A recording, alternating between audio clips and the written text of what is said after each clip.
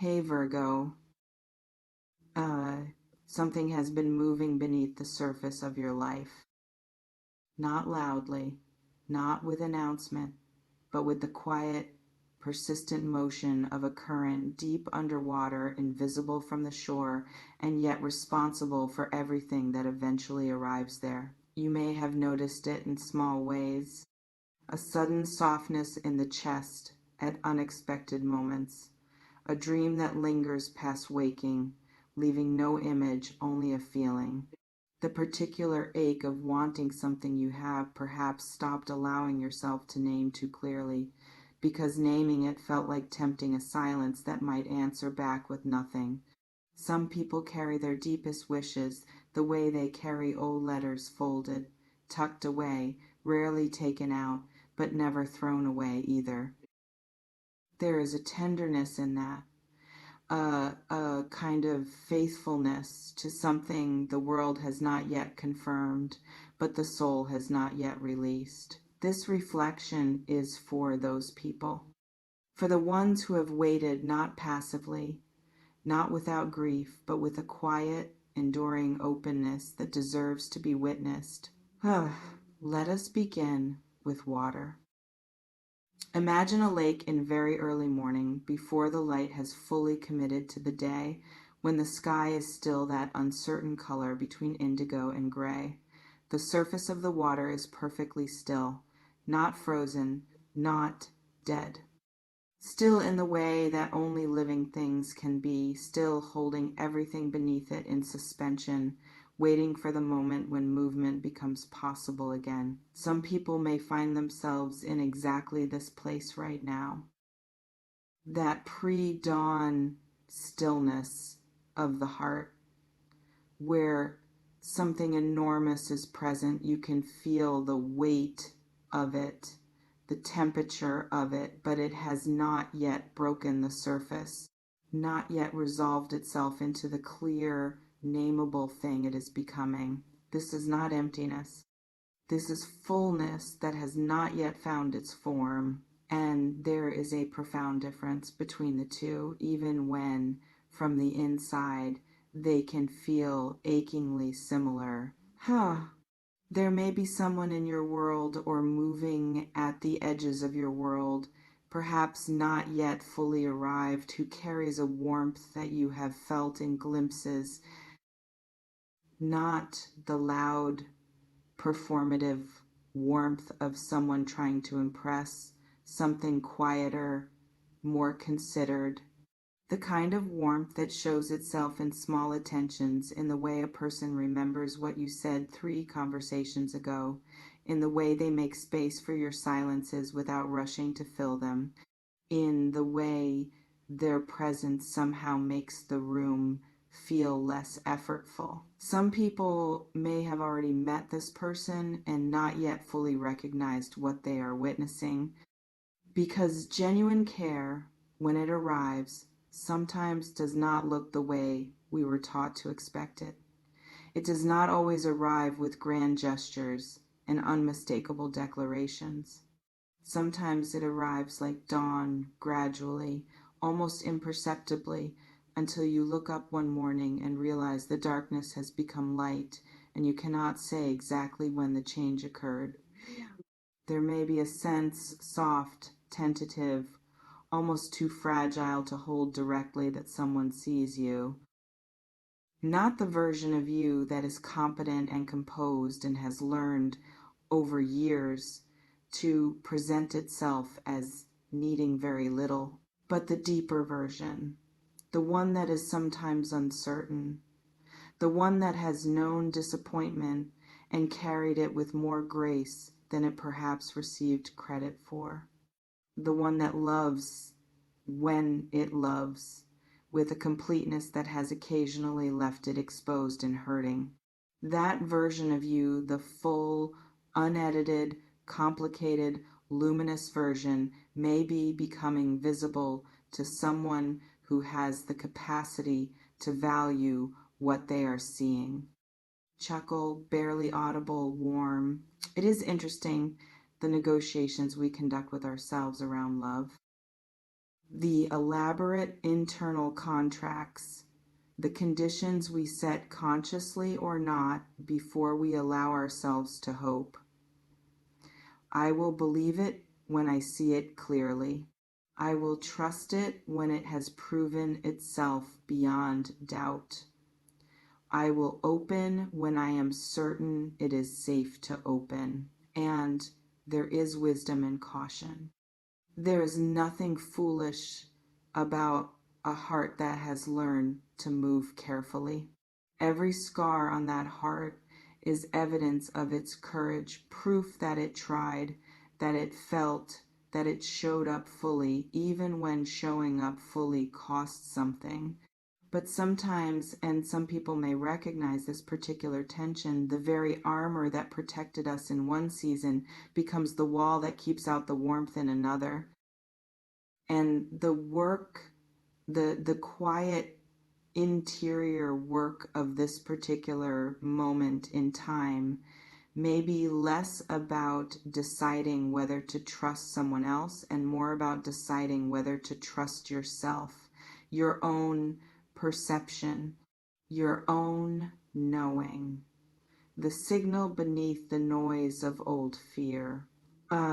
You have learned things about yourself, about what you need, about what nourishes you and what quietly diminishes you, about the difference between a connection that requires you to shrink and one that invites you to expand. These are not small learnings. They are the kind that are purchased at real cost, and they belong to you entirely. And they may be precisely what has prepared you for what seems to be approaching. There is an image worth sitting with. A door, not the grand, dramatic kind. A simple door, wooden, slightly worn, set into an ordinary wall in an ordinary hallway.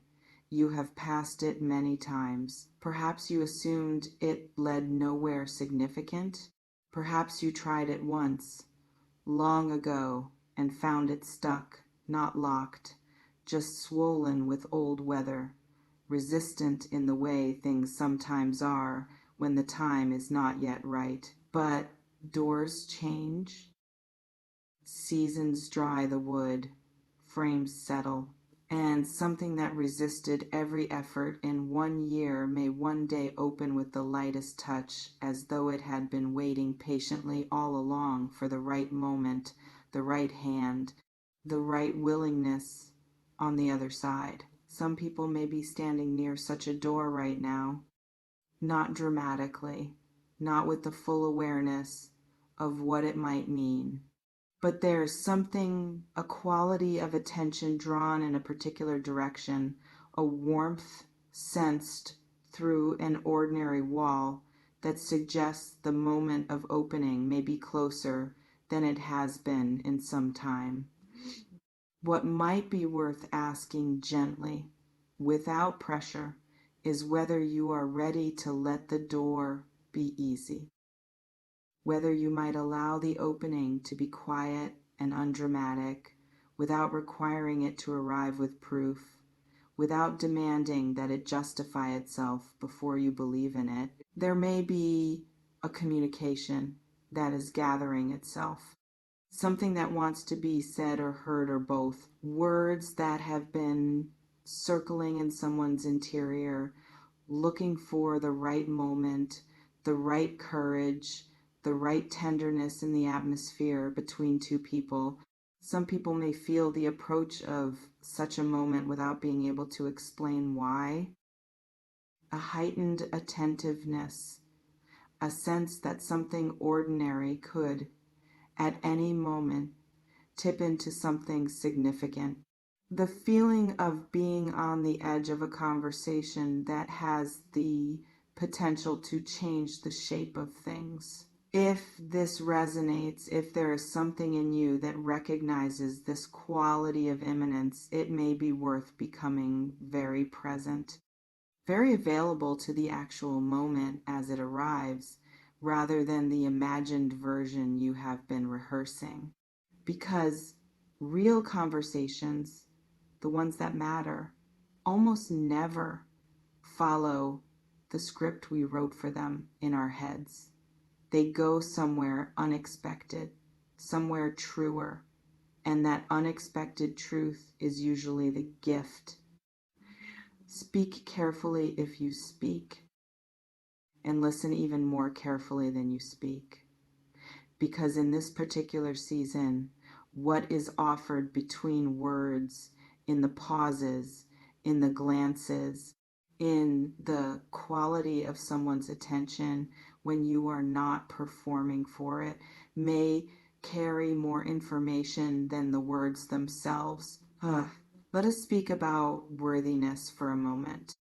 Because somewhere beneath the hopes and the hesitations and the careful management of expectation, there may be a quieter question, sitting one that does not often get asked directly, but that shapes everything from below. The question of whether you deserve the thing you want, whether the love you have been carrying as a wish, folded and tucked away, whether that is something you are actually allowed to receive or only to want from a distance.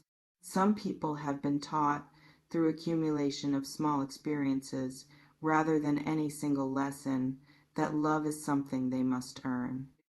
That care comes with conditions, that the full version of them, the uncertain, the tender, the occasionally too much, is something that must be managed, minimized, made more palatable before it can be accepted. This is not true. It may feel true. It may have been confirmed at times by people who were themselves too limited to hold the full weight of what you offered. But a lock that cannot open your key is not evidence that your key is broken. It is only evidence of incompatibility. The love that fits you will not require you to make yourself smaller to receive it. It will not ask you to apologize for your depth or your history or the particular complicated beauty of who you actually are. It will arrive, if it arrives, when it arrives, with a quality of recognition that feels less like discovery and more like return, like something the soul already knew and had simply been waiting to find in the external world. You are allowed to want that completely, without apology, without the footnote of, but perhaps I am asking for too much. You are not asking for too much. And so we arrive, as all honest reflections must, at the open edge. Not a conclusion, not a closed door, but the place where the known path ends and the possible begins, that threshold where the fog thins just enough to suggest that what lies beyond it is worth moving toward, even without certainty, even without the guarantee that the arrival will look exactly like the imagining. Some people may feel in this season the first tentative warmth of something returning. Not the same as what came before, nothing real ever exactly repeats, but related to it, grown from the same roots, but shaped differently by the particular light of now, by everything you have become through the years since you last allowed yourself to hope this openly. There may be a softening coming in the air between you and someone, in the interior weather of your own heart, a slow, gentle thaw, the kind that does not happen all at once, but that one quiet morning you will suddenly notice has been happening for some time. The wish you have been carrying, the one folded carefully, kept close, has not diminished with the keeping.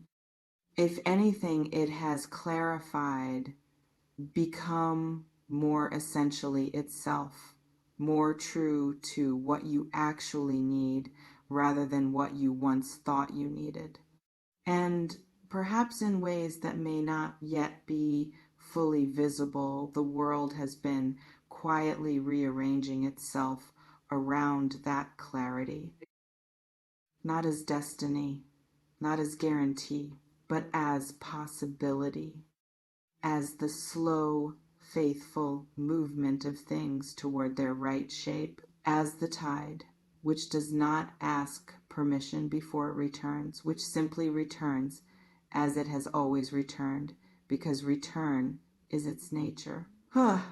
Stay open, not naively, not without discernment, but with the particular hard-won openness of someone who has survived their own winters and knows from the inside that they do not last forever. Something is moving towards you, whether it arrives exactly as imagined or in some unexpected and ultimately more perfect form that remains, as all living things remain, beautifully, necessarily unwritten. But the moving is real, and so perhaps is the arrival